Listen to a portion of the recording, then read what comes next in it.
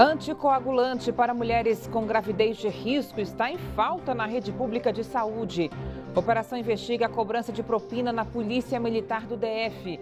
Esquema envolvia contratos de manutenção e compra de viaturas.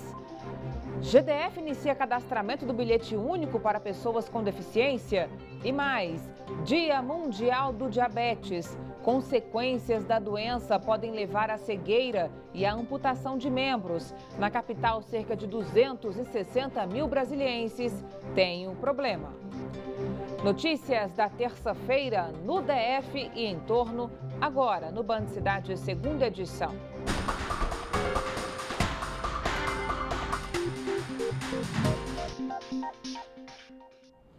Olá, boa noite para você, seja muito bem-vindo. Hoje é o Dia Mundial de Conscientização e Combate do Diabetes. A Secretaria de Saúde do DF estima que 260 mil brasilienses acima dos 18 anos tenham a doença. E a reeducação alimentar e o diagnóstico prévio são algumas das armas aliadas no combate ao problema. A rotina corrida do dia a dia e a falta de sintomas escondem um mal que atinge mais de 200 mil pessoas com mais de 18 anos no Distrito Federal, a diabetes. Há 4 anos, a Ana descobriu que tinha a doença e foi por meio de um exame de sangue que recebeu o diagnóstico. Hoje ela toma 2 remédios para controlar a diabetes, sem contar uma alimentação equilibrada que precisa seguir. Tive que fazer modificação alimentar, né? Fazer uma certa dieta, evitar alimentos e priorizar outros. E também passei a praticar exercícios físicos, que eu odiava. E aí, por recomendação médica, passei a praticar. A doença, que pode ser causada pelo aumento de peso, idade ou genética, diminui a capacidade de produção de insulina, responsável por eliminar o excesso de açúcar no organismo. O aumento da glicose pode prejudicar rins e outros órgãos, por isso o diagnóstico prévio é essencial para diminuir os riscos e dar uma melhor resposta ao tratamento. O diagnóstico mais precoce possível, com uma agressividade no tratamento, incluindo uma mudança mais intensiva no estilo de vida, uma associação de medicamentos, tá? Que pode ser insulina, e também o não inércia, você já não dá esperar para ver o que vai acontecer. A gente sabe que um pouco de tempo, poucos meses, são suficientes para aumentar o risco do paciente o resto da vida. O médico ainda alerta para a alimentação, que pode ajudar no controle e também prevenir a diabetes. Alguns trabalhos têm sugerido que uma dieta com menos carboidrato, massas, pães, arroz, frutas, tende a dar um melhor controle do diabetes e também pode prevenir a evolução para o diabetes, tá? Mas prescrever uma dieta sem carboidrato pelos nutricionistas ou com baixo carboidrato ainda requer mais estudos para confirmar qual o poder de você fazer isso de forma isolada. Bilhete único, a atualização cadastral de pessoas com deficiência começa na quinta-feira. Os usuários devem enviar a documentação até o dia 15 de dezembro. Quem traz mais informações ao vivo é o repórter Rodrigo Miranda. Oi, Rodrigo, boa noite para você. Boa noite para você também, Carol. Boa noite a todos que acompanham o Band Cidade. Para falar sobre esse assunto, eu estou aqui com o diretor do DFTrans, o Léo Cruz, que vai falar com a gente aqui agora. Boa noite, Léo. É um prazer recebê-lo aqui novamente. O que a pessoa precisa para fazer essa atualização? Bom, essa atualização cadastral, acho que vale a pena frisar que ela tem o objetivo de garantir, de fato, o direito ao benefício do passe para a pessoa com deficiência, a quem realmente tem direito. Para essa atualização cadastral são necessários documentos básicos, o laudo com a perícia médica, comprovante de renda, comprovante de residência, RG, CPF e uma foto 3x4. Tudo isso é feito pela internet? Sim, é importante frisar isso. Não é necessário as pessoas, os deficientes, procurarem postos do DFTrans ou a Promodf, né, para fazer essa atualização. Ela pode ser feita toda pela internet, anexando os documentos. Só recomenda, né, procurar os postos da Promodf, na 112 Sul, ou uma parceria importante que foi construída agora com a Defensoria Pública. São 30 núcleos da Defensoria Pública que vão estar à disposição também daquelas pessoas que têm dificuldade de acesso à internet ou que têm alguma dificuldade de manuseio da ferramenta digital. Então, elas podem procurar, neste caso, os 30 núcleos da da Defensoria Pública espalhados no Distrito Federal ou o posto da Promodef na galeria, melhor dizendo, na estação 112 Sul do metrô. Agora, quem perder esse prazo, o que acontece? Bom, quem perder esse prazo é até dia 15 de dezembro, né? Até dia 15 de dezembro, as pessoas que não se recadastrarem, que não fizerem essa atualização cadastral, elas poderão ter seu benefício suspenso, né? Então, a gente recomenda que façam a atualização pela internet e só em caso de dificuldade de acesso à internet ou dificuldades de manuseio da ferramenta digital, procurem os 30 postos, os 30 núcleos da Defensoria Pública ou a Promodef na 112 Sul. Muito obrigado pelas informações, Léo. Tenha uma boa noite. Eu volto com você, Carol. Obrigado, Rodrigo. O Centro de Arte e Entretenimento Usina, localizado no setor de Oficinas Norte, é mais um espaço de cultura no DF que terá as atividades encerradas. Palco de diversas atrações, o local também foi afetado pela crise econômica e já tem data para fechar as portas. As portas se fecham, as luzes se apagam e assim os brasilienses perdem mais um espaço de cultura e lazer. O Centro de Arte e Entretenimento Usina se despede do público ainda este mês. Criado para acolher artistas e aberto para a comunidade, o espaço existe desde 2014. Em 3 anos, o lugar foi palco das mais variadas atrações. Agora, devido a problemas financeiros, o diretor do Usina lamenta ter que fechar o local. É triste, né? Porque é um espaço que a sociedade está perdendo, que a cidade está perdendo, né? Quando você fecha um espaço cultural, não só as pessoas que frequentam o espaço estão perdendo, mas todas as pessoas da cidade mesmo, né? Quem sempre frequentou o Centro de Arte recebeu com tristeza a notícia e afirma que em Brasília o cenário para a cultura não anda nada fácil. Eu sou apaixonada pela arte. Então, eu enfrento muitas dificuldades também. E hoje nós temos um grupo, várias pessoas trabalhando dentro do Espaço Cultural Mapati. E Deus me livre, eu não quero fechar nunca. Farei de tudo para que não aconteça isso. Para participar das últimas atrações do Usina, basta conferir a agenda pelo Facebook ou entrar em contato pelo telefone 991053286. Nas ruas da capital é comum vermos placas de sinalização danificadas, pichadas e até desgastadas pelo tempo. O que pouca gente sabe é como todo esse material é recuperado. Por meio de uma parceria entre o Detran e a Fundação de Amparo ao Preso, detentos do regime semiaberto e aberto são capacitados para restaurar as sinalizações danificadas.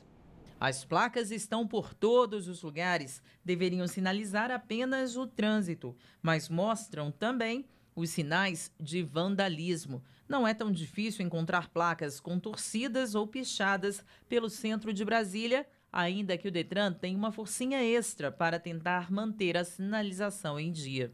A fabricação, a instalação e a recuperação das placas contam com a ajuda de quase 30 homens e mulheres que cumprem regime aberto ou semiaberto e trabalham no setor de emplacamento do Detran. Paulo é um deles. Em regime semiaberto há 2 anos, não vê a hora de conquistar a plena liberdade. Teria de esperar mais 3 anos para ser um homem livre. Com o trabalho, ele ganha não só a redução da pena, como também a chance de se adaptar novamente à sociedade. Às vezes tem muita gente boa nesse meio. Tem muitos irmãozinhos nossos que estavam lá que não merecem a oportunidade. Então, como eu fui agraciado, tem ele ali, tem outros que foram agraciados de trabalhar num...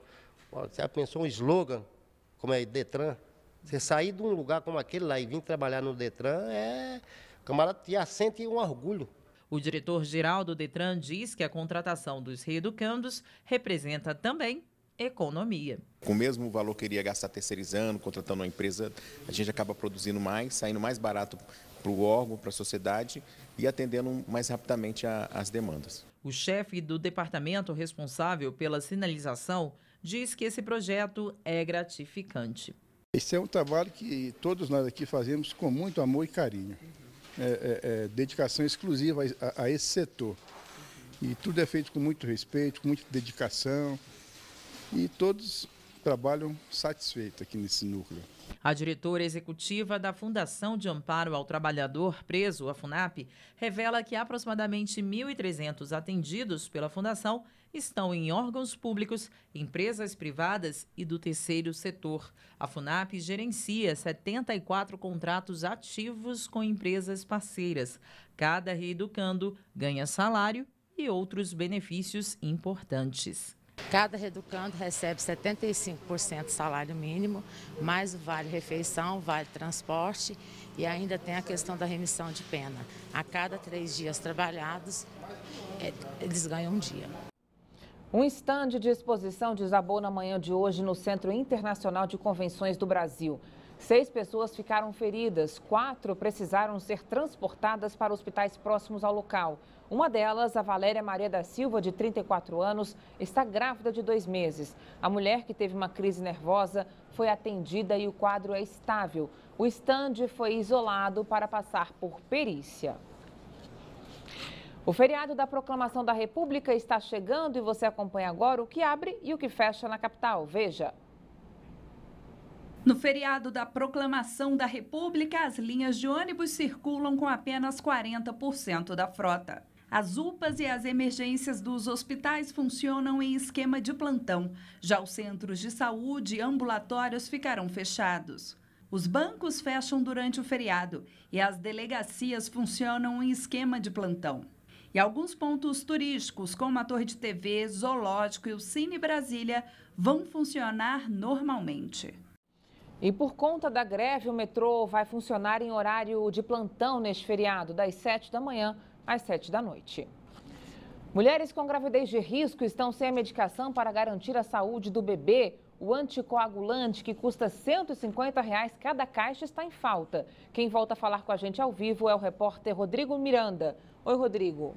Oi, Carol. Infelizmente, essa não é uma realidade apenas das grávidas aqui do Distrito Federal. Esse medicamento está em falta em praticamente todo o país. De acordo com a Secretaria de Saúde, o fornecedor do medicamento disse que está com problemas na fabricação, por isso não consegue entregar esses remédios. Esse medicamento é imprescindível para as grávidas de alto risco. Isso porque elas precisam tomar 2 injeções por dia para garantir a segurança delas e também do bebê. A Secretaria de Saúde afirmou que já comprou o remédio, mas ainda não há nenhuma previsão de quando ele estará à disposição da população por causa desse problema. Agora, o jeito é esperar.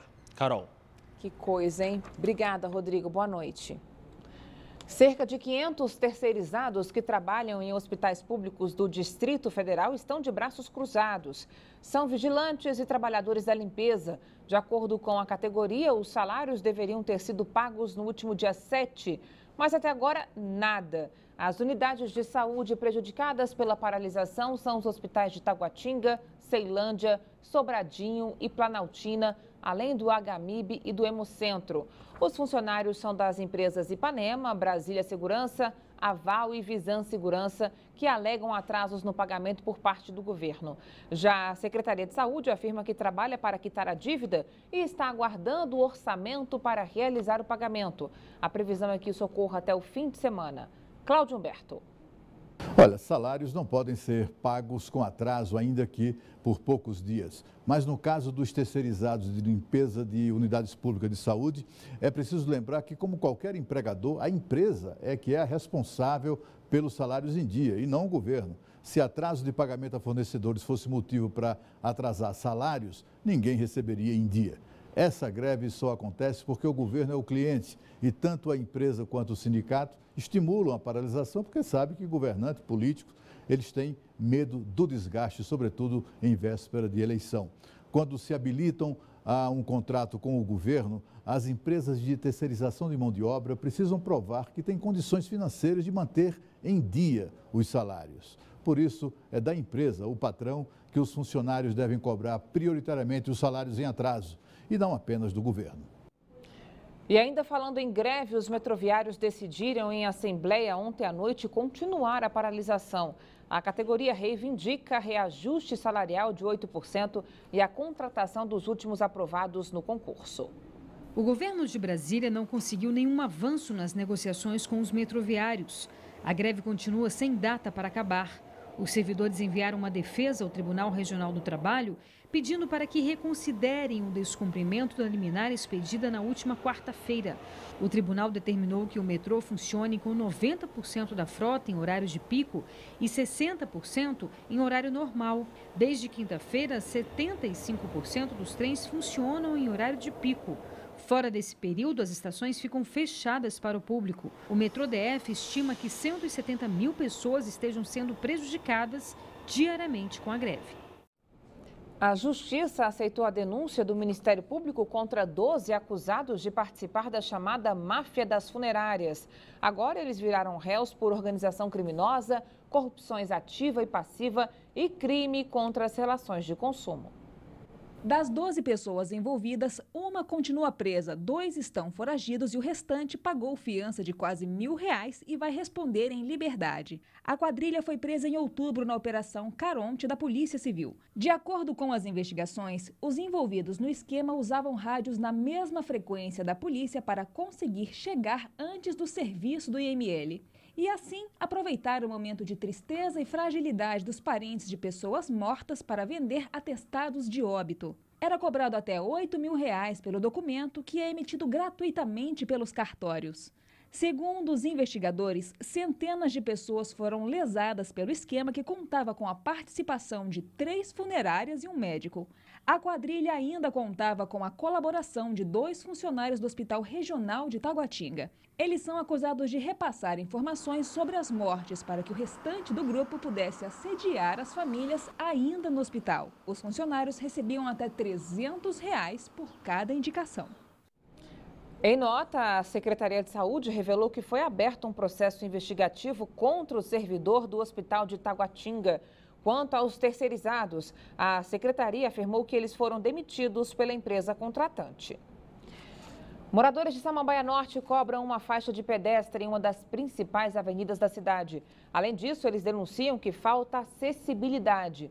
Por lá, os cadeirantes precisam driblar a falta de rampas no local e se arriscar. Veja só.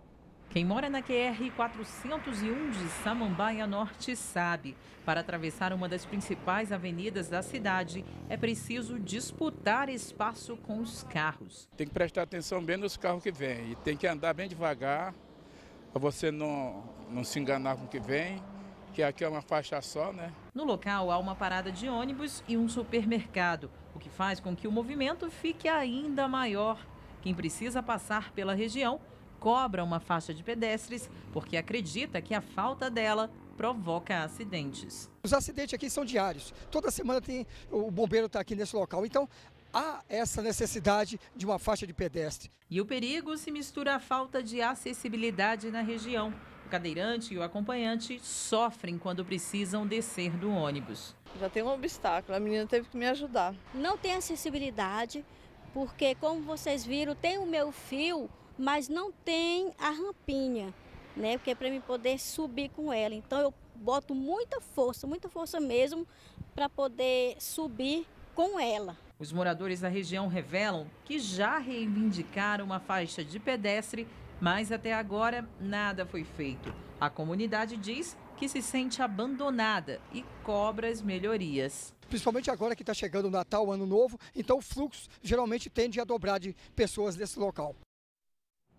Vamos às respostas. Em nota, a Nova Cap informou que serão gastos cerca de 54 milhões de reais na construção de mais de 400 mil metros de calçadas em todo o DF. Sobre a falta de faixas de pedestre, o Detran informou que de janeiro a setembro deste ano, quase 58 faixas foram revitalizadas em Samambaia. Menos nesse local aí que não tem faixa, que a gente viu, né? Por fim, disse que vai analisar o pedido dos moradores sobre a instalação de uma faixa nessa avenida. Vai analisar. Veja a seguir, policiais militares são acusados de cobrar propina em contratos de manutenção e compras de viaturas. Os detalhes depois do intervalo. Até já.